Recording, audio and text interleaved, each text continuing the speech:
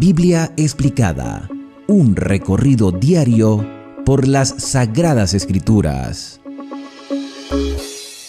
Hoy vamos a continuar nuestro recorrido explicativo y estamos en una sección dentro del libro del profeta Oseas. Es la segunda sección de las 4 en la cual está compuesto el libro de Oseas. Ya pasamos por el sobrescrito del versículo 1 y de los primeros 3 capítulos donde Dios muestra la relación con su pueblo Israel, simbolizada en esa relación de infidelidad de Gomer hacia Oseas. Y esta ilustración o esta circunstancia que vivió el profeta sirvió para mostrar la realidad más profunda del pueblo de Israel. Ya pasamos por esa enseñanza y ahora ya no se presenta un lenguaje simbólico. Desde el capítulo 4, desde el video anterior, estamos mostrando la condición de impiedad con un lenguaje directo hasta que al final, los capítulos del 11 hasta el 14, demos un resumen del trato de Dios con Israel. Pero otro detalle importante que necesitamos tomar en cuenta en el estudio de hoy es la ubicación de estos dos reinos. El reino de Israel en el norte, cuya capital es Samaria. Estoy señalando, hay una estrellita donde aparece allí la ciudad de Samaria, que es la capital del reino del norte. Y abajo tenemos el reino de Judá, cuya capital era Jerusalén. Todo esto llegó a ser en algún momento un solo reino, pero a causa del hijo de Salomón, Roboam, el reino se dividió y Jeroboam, conocido como Jeroboam I, porque después hubo un segundo y ese segundo vivió en el contexto de Oseas, ese primer Jeroboam instauró 2 becerros o 2 lugares de adoración para que las personas no tuvieran que bajar a Jerusalén, y todos los reyes de Israel fueron peores. El rey sucesor era peor que el anterior y había mucha traición, y la condición moral de Israel llegó a un punto de degradación tal que cada quien prácticamente hacía según sus propias inclinaciones y sus pasiones. Pero dentro de este reino de Israel, del lado oriental, pero este es el lado occidental, donde está el mar Mediterráneo es el lado occidental. Del lado oriental, del otro lado del río Jordán, estaba la región de Galaad, que también le pertenecía al pueblo de Israel. ¿Por qué les hago mención a esto? ¿O por qué recordamos? Porque esto ya lo habíamos estudiado cuando vimos las reparticiones de la tierra en Josué y después de todos los libros que ya hemos tenido la oportunidad de leer. Porque hoy se menciona la tierra de Galaad y un lugar en específico que posiblemente estaba en la tierra de Galaad. Entonces abrimos nuestras Biblias y comenzamos nuestra lectura con el versículo número 1 del capítulo número 5. Estos capítulos son cortos en comparación con lo que ya hemos venido estudiando y continuamos.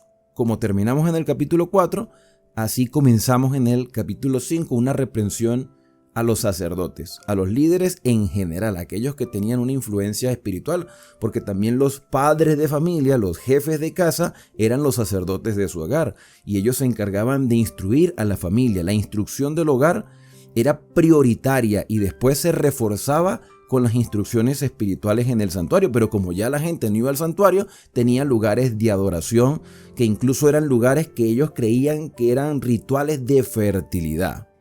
Pero Dios dijo, mira, ellos podrán fornicar, pero no se van a multiplicar. Sacerdotes, así comienza el mensaje.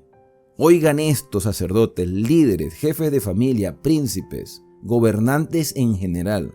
Escuchen esto y estén atentos. Decíamos en el video anterior que la razón por la cual la condición de Israel estaba así era porque les hacía falta conocimiento. Y aquí Dios les está haciendo un llamado. Escuchen lo que yo les estoy diciendo. Estén atentos, casa de Israel, casa del rey. Escuchen, porque para vosotros es el juicio. Yo a ustedes los voy a juzgar. Los sacerdotes tenían la potestad de determinar en sus decisiones cómo se ejecutaba un juicio entre situaciones particulares dentro del pueblo. Eran los sacerdotes los encargados de emitir un juicio porque se suponía que eran hombres de Dios. Se suponía que sus palabras estaban cargadas de sabiduría porque se dejaban dirigir por el Señor. Pero un sacerdote desviado del camino, desvía a otros. Entonces Dios irremediablemente va a ejecutar un juicio, comenzando con los encargados del liderazgo, con los sacerdotes, con los reyes, con los padres de familia. Para vosotros es el juicio, pues habéis sido lazo.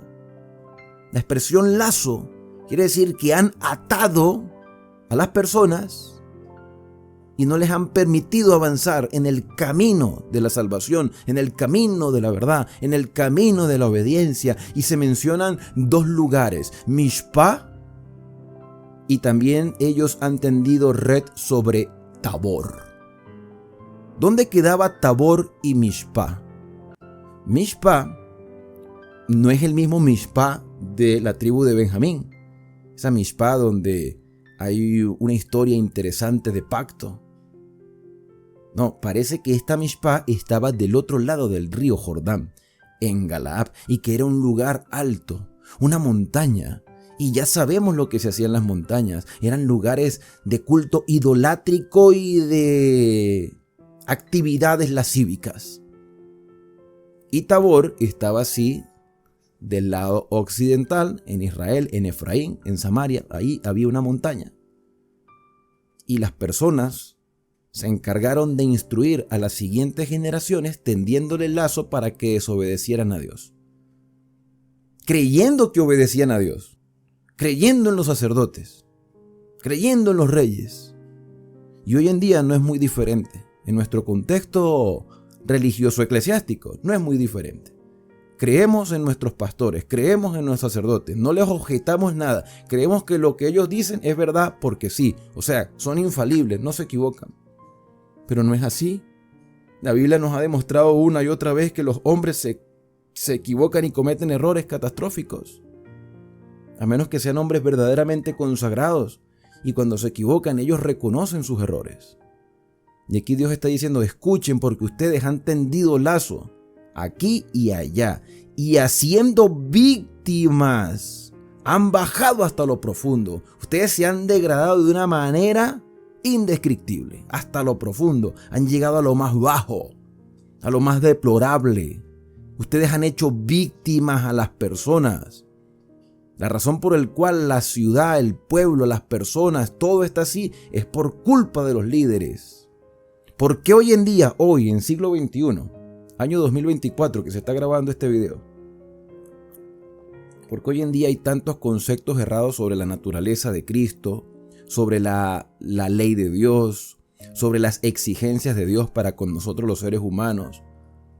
Porque hay enseñanzas en algunas denominaciones religiosas que contradicen otras. Si todos tenemos la misma Biblia, pues ¿quién tiene la culpa de todo eso? Los que enseñan, los que manipulan el mensaje. Tú puedes decir, pero usted puede hacer lo mismo. Sí, es posible que yo pueda hacer lo mismo.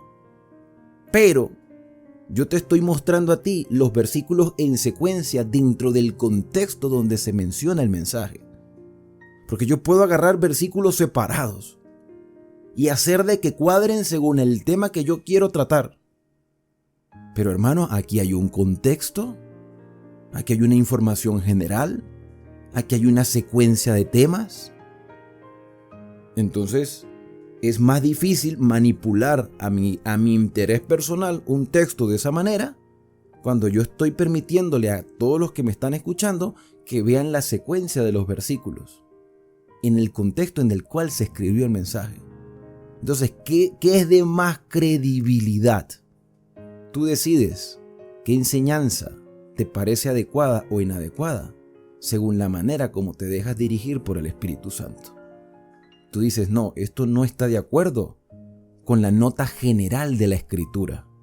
Recuerden que una verdad posterior no contradice una verdad anterior. Y estos dirigentes religiosos del norte de Israel hicieron víctimas a las demás personas y ellos mismos bajaron hasta lo más profundo. Por tanto, yo castigaré a todos los que enseñaron y los que recibieron la enseñanza porque creyeron las enseñanzas sin verificar si eran correctas o no. Yo te digo, yo te lo digo con todo el corazón, hermano. No me creas a mí, no me creas, yo simplemente estoy repitiendo este mensaje. compartiendo lo que he venido leyendo, pero tu deber es corroborar si eso es verdad o es mentira. Ese es tu deber.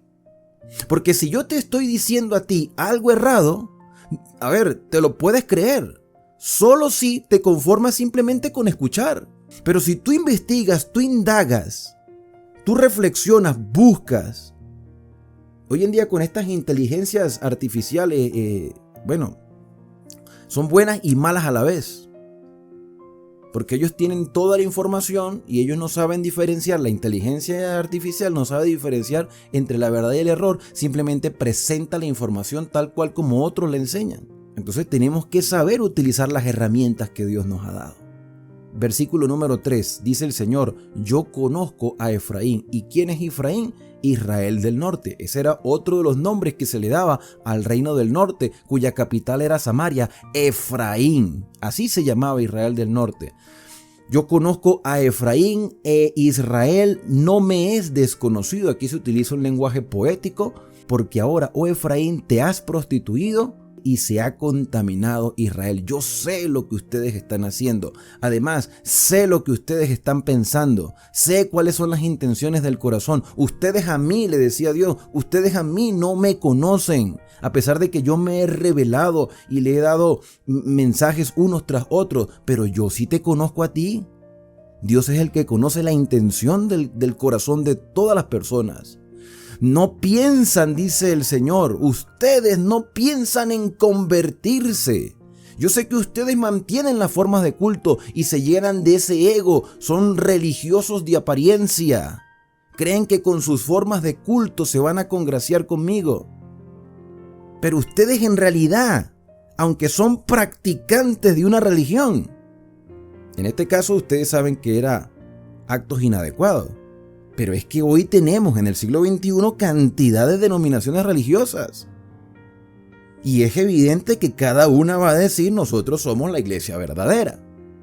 Eso está claro, o sea, sería ilógico que dijera: no, nosotros nos reunimos, somos la iglesia falsa, pero aquí estamos. No, no lo van a decir. Porque es que cada uno cree que en realidad está viviendo una verdad. Y puede ser que haya parte de la verdad. Pero una parte de la verdad no es toda la verdad.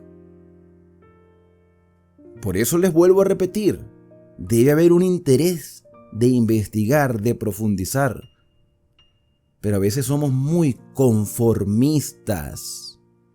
Y Dios nos dice, como le dijo Israel en ese momento: ustedes no piensan en convertirse a su Dios, porque espíritu de fornicación está en medio de ellos y no conocen a Jehová. No conocen porque no quieren conocerlo. De paso se los describe como personas soberbias. La soberbia o el orgullo, el ego de Israel le desmentirá en su cara. Como queriendo decir: mira, la verdad siempre sale a la luz. Ustedes van a demostrar lo que son. Yo he demostrado lo que quiero para ustedes, lo que yo hago por ustedes. Pero ustedes son soberbios, orgullosos. Se enorgullecen de ser el pueblo de Israel, el pueblo del pacto. Pero en realidad ustedes viven una mentira. Y Efraín tropezará en su pecado y Judá tropezará también con ellos, aunque siempre ha habido un remanente. En la nota general, tanto en el norte como en el sur, había una tendencia de inclinación al mal. Y aún así se decían ser el pueblo de Dios. Y yo pregunto, ¿será que no puede pasar hoy lo mismo en las iglesias cristianas? ¿Será que tenemos ese orgullo de decir: somos salvos en Cristo, pero esa ley era para los judíos?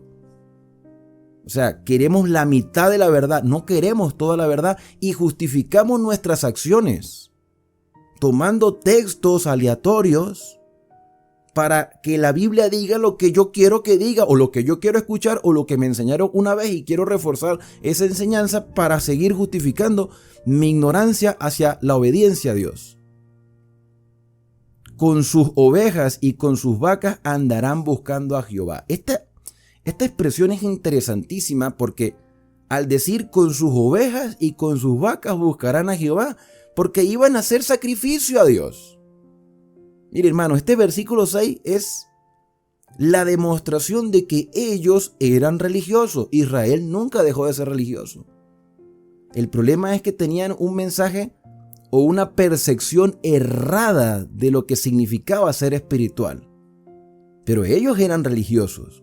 Cuando dice que con ovejas y con vacas buscaban a Jehová, era para hacer sacrificios. Y dice el Señor, pero no me hallarán. El Señor se apartó de ellos, dice el profeta Oseas. Porque ellos buscaban al Señor simplemente por el ritual.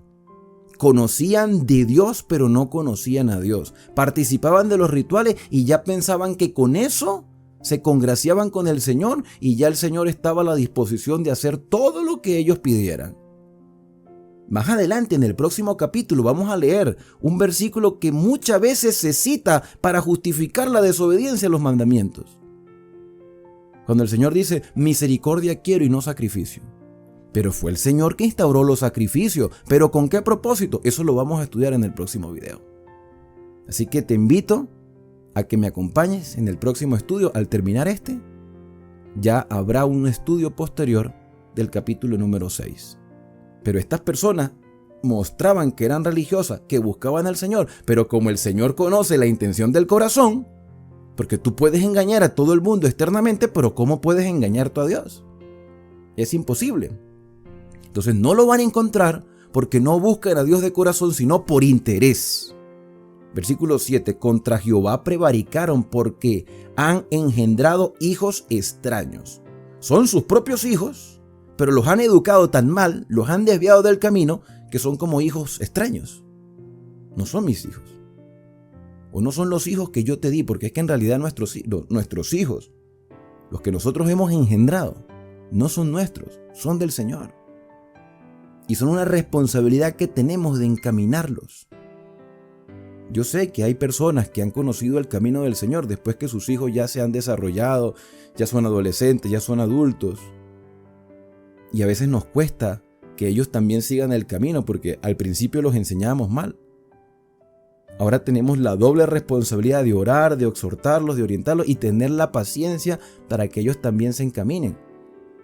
Mientras hay vida, hay esperanza, así que a veces sufren más las madres que los padres, porque a veces hay padres que están inconexos, pero mayormente las madres están preocupadas por la vida espiritual de sus hijos. No dejen de orar por ellos. Que el Señor siga haciendo la obra en ellos como lo ha hecho en nosotros. Pero aquí el pueblo de Israel, que era un pueblo religioso, encaminó mal a sus hijos al punto de ser hijos extraños. Ahora, en un solo mes, serán consumidos ellos y sus heredades. Sufrirán las consecuencias. ¿En cuánto tiempo?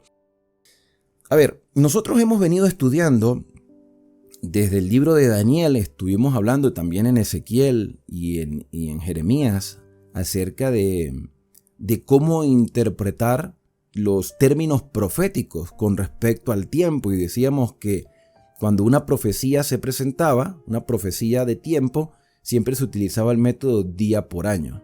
Pero es que el detalle es que aquí no se está presentando un mensaje profético. Aquí se está presentando un mensaje literal de la condición real del pueblo de Israel. Aquí no hay un mensaje de profecía con alegorismos, con ilustraciones o con parábolas. Aquí se está diciendo, esta es la realidad, ustedes mantienen la religiosidad, pero en realidad no están buscando a Dios de corazón y Dios lo sabe.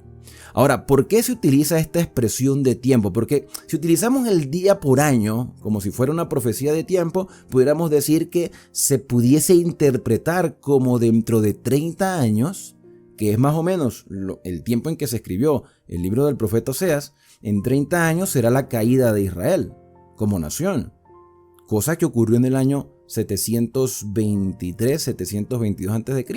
En realidad no pasaron los 30 años como tal, pasaron un poquito menos de 30 años. Pero buscando en comentarios, los comentadores aciertan de que está hablando del inicio de cada mes. Ellos en cada oportunidad que tenían de comenzar un mes, tenían fiestas religiosas, la fiesta de las lunas nuevas, que por cierto esa misma fiesta de lunas nuevas se mencionaron en los primeros capítulos. Entonces el Señor dijo, les voy a quitar sus lunas nuevas y sus días de reposo porque ustedes ya no estarán más en este territorio de Israel, serán deportados a otros lugares. Eso lo explicamos en el primer y en el segundo capítulo. Entonces, aquí se está hablando de que las personas ponían su esperanza en las fiestas.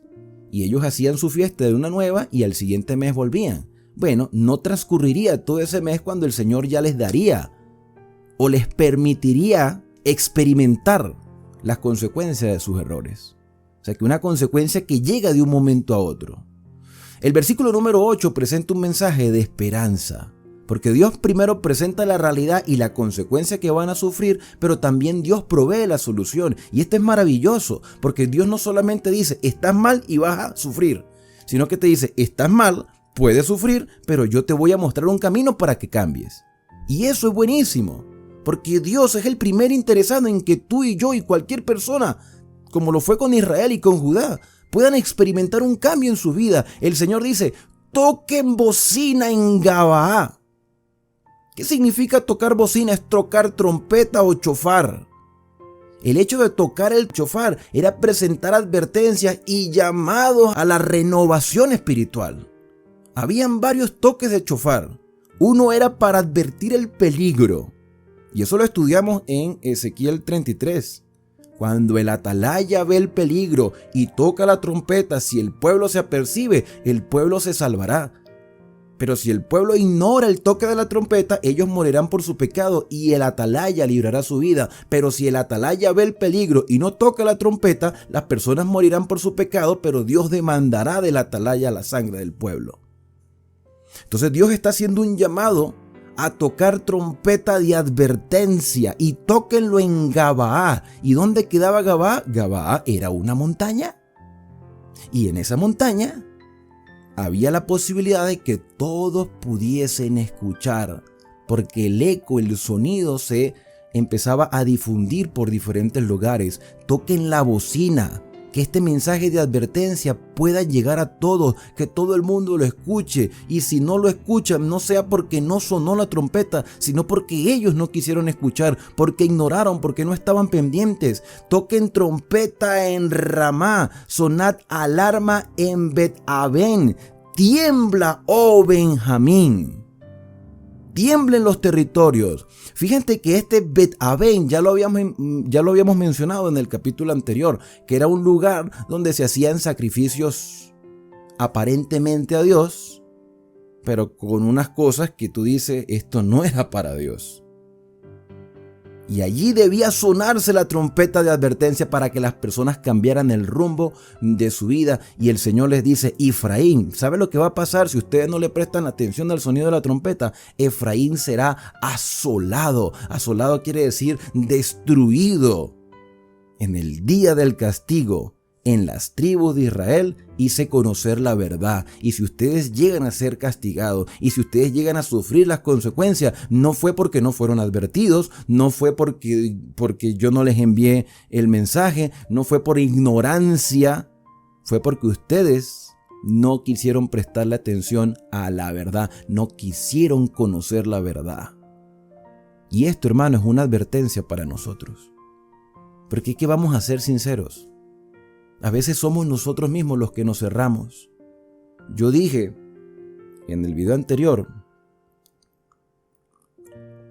que cuando un niño en un hogar es instruido por sus padres, el niño le va a creer a sus padres. Puede ser que sus padres estén errados. Puede ser que muchas de las personas que hoy ven estos videos en un principio también se postraban ante imágenes y hacían peregrinaciones.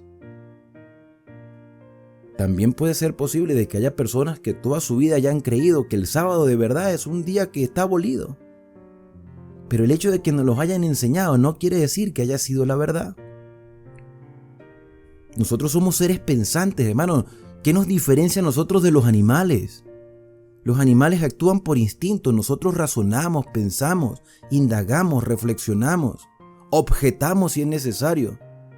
Entonces, claro, de niño nos enseñan, tenemos toda esa información, pero ya de adulto debemos tener criterio.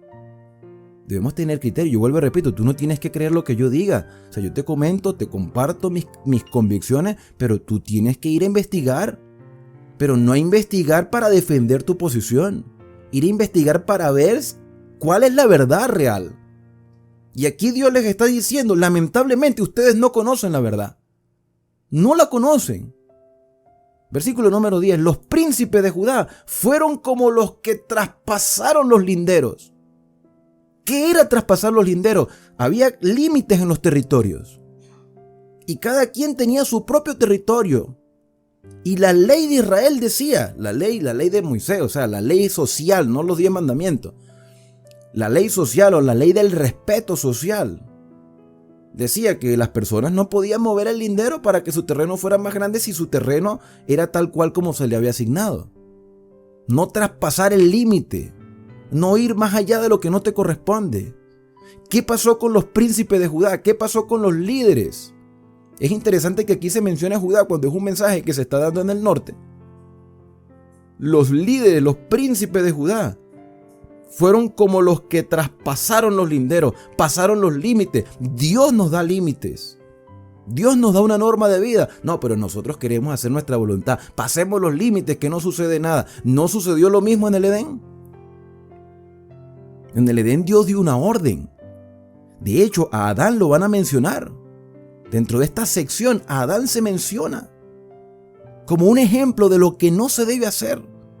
Dios le da un límite a la primera pareja, a Adán y a Eva, y le dice: coman de todos los árboles que están en el huerto, menos de uno solo, o sea, te estoy dando un límite, para que no te olvides que yo soy el dueño de todo esto, te lo estoy dando a ti. ¿Qué te cuesta obedecer algo tan sencillo como no comer algo cuando tienes tantas cosas para comer? Entonces Satanás aprovecha ese límite para que el hombre dude de Dios. Y le dice: Dios es un mentiroso, eso es mentira, que ustedes van a morir. El día en que ustedes coman de este árbol serán como dioses, sabiendo el bien y el mal. Ahora mire las consecuencias de saber el mal. Hay cosas que uno nunca debería enterarse en la vida. Pero estamos viviendo en un mundo contaminado. ¿Por qué? ¿Por qué sufrimos al saber las cosas que están pasando? Porque las personas han traspasado el límite. Cuando se viola una ley, la que sea, siempre habrá una consecuencia, pero Dios, para nuestro bienestar, como el padre que ama a su hijo, le pone límites. Por ejemplo, un niño de 12 años, cuando llega la hora nocturna, tiene que estar en su casa, durmiendo en su casa, protegido por sus padres. Pero la realidad es que muchos niños menores de edad, los fines de semana principalmente, están haciendo y deshaciendo porque sus padres no le ponen límites. Y después vienen las consecuencias, los embarazos no deseados, las muertes prematuras, los accidentes catastróficos, los vicios que después para quitárselo eso es un proceso. Y a llorar. Porque nosotros como líderes de casa o como líderes espirituales fuimos los primeros en traspasar los linderos. Derramaré sobre ellos como agua mi ira. O sea que van a sufrir las consecuencias. Efraín es vejado. ¿Qué significa vejado? Como destruido. Efraín es destruido, quebrantado en juicio, porque quiso andar en pos de las cosas vanas, las cosas superficiales, las cosas efímeras y pasajeras. Versículo 13. Y verá Efraín su enfermedad, la verá, como hoy nosotros vemos las consecuencias. Verá Efraín su enfermedad y Judá verá su llaga. Entonces Efraín irá a Asiria. En lugar de buscar a Dios en su problema, en lugar de buscar al Señor de verdad, se fueron a buscar apoyo con los asirios, los mismos asirios que en el año 723 se los llevaron deportados.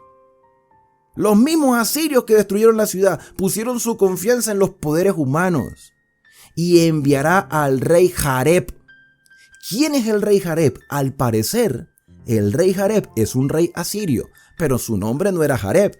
Era como un título, como un hombre de grandeza, un hombre de poder, un hombre de influencia. Israel puso su confianza en un hombre que se decía ser grande.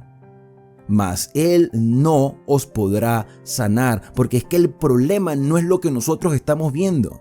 Lo que tú estás viendo en la calle, lo que homicidio, robo, delincuencia, lo que sea, todo, abandono, violencia, maltrato en todos los sentidos, corrupción, ese no es el problema, hermano.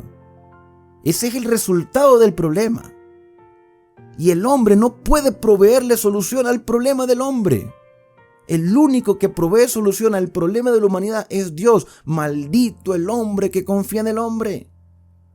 Pero nosotros pensamos que con dinero se resuelve todo. Con poder se resuelve todo.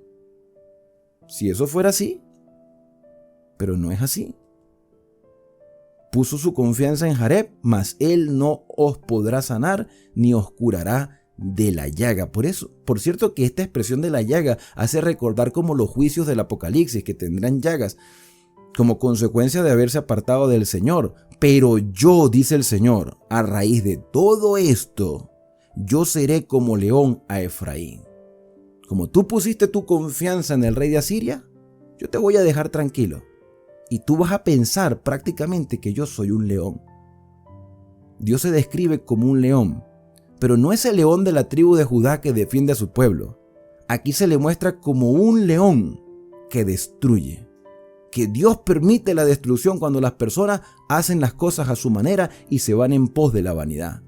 Yo seré como león a Efraín y como cachorro de león a la casa de Judá. ¿Sabes algo interesante? Que hoy cuando estábamos haciendo el devocional con nuestros hijos en la mañana, nosotros leemos un libro de devocional diario que lo llamamos matutina porque se lee en la mañana, el matutino. Y el escritor de esta matutina hacía una comparación de cómo actúan los leones. Dice que el león come la presa y lo que deja, después se lo comen los cachorros. ¿Qué quiere decir Dios en este versículo? Quiere decir que Dios permite que las cosas o las circunstancias difíciles pasen por nuestra vida para ver si aprendemos. Y si no aprendemos, entonces a la final no quedará nada porque pasará el cachorro del león. ¿Quiere Dios eso para su pueblo? Por supuesto que no. Pero esa es la consecuencia natural. Dios le dijo al hombre, el día que comas de ese árbol, ciertamente morirás. ¿Quería Dios la muerte de Adán? No, de hecho se la extendió, se la prolongó por gracia, pero igual le tocó que morir, porque la paga del pecado es muerte. Mas la dádiva de Dios es vida eterna en Cristo Jesús. Termina este capítulo diciéndonos entonces, después de mencionar al cachorro del león, dice, yo arrebataré y miré y tomaré y no habrá quien te liberte. Andaré y volveré a mi lugar hasta que reconozcas el pecado. Y aquí hay otra lección de esperanza. Porque es que Dios no abandona a su pueblo, somos nosotros los que abandonamos a Dios. Pero entonces Dios retrae su protección. Y es como que si el profeta estuviera diciendo, pues yo me retiraré. Si yo me retiro, es como Dios si también se estuviera retirando de ustedes. Pero volveré, sí, solo si ustedes reconocen su pecado. ¿Quieres una solución a tus problemas? El primer paso para la solución a nuestros problemas, no los que se exteriorizan, sino los que están dentro. Lo que está dentro después se exterioriza. El cambio tiene que comenzar desde adentro, desde nuestra mente, desde nuestras decisiones. Primero tenemos que reconocer que tenemos un problema. Si una persona no tiene un reconocimiento de su pecado, no va a encontrar solución. Entonces reconozcan su pecado, busquen mi rostro, búsquenme de verdad, no de apariencia, búsquenme de corazón con sinceridad. En su angustia me buscarán. Ustedes me van a buscar en el momento más doloroso. Bueno, como yo conozco lo que hay dentro del corazón de las personas, dice el Señor, yo sabré si su búsqueda es sincera o no. Y el Señor obrará en cada uno según las decisiones que hayamos tomado. Y allí es donde nuestra fe se debe fortalecer. Y es donde tenemos que aprender a vivir aún más, con esperanza, confiando en que el Señor sabe lo que hace para nuestro bienestar. Esta lección no termina en este capítulo. En el capítulo número 6, como lo dije al principio de este estudio, ampliaremos más esta temática y hablaremos más de lo que el Señor quiere hacer por su pueblo cuando se deja guiar por su Espíritu Santo, y si esa persona o ese pueblo no está dispuesto a dirigirse por el Señor, entonces sufrirá las consecuencias. Que Dios te bendiga y te guarde. Que el Señor haga resplandecer su rostro sobre ti y que tenga de ti misericordia. Que el Señor alce sobre ti su rostro y ponga en ti paz.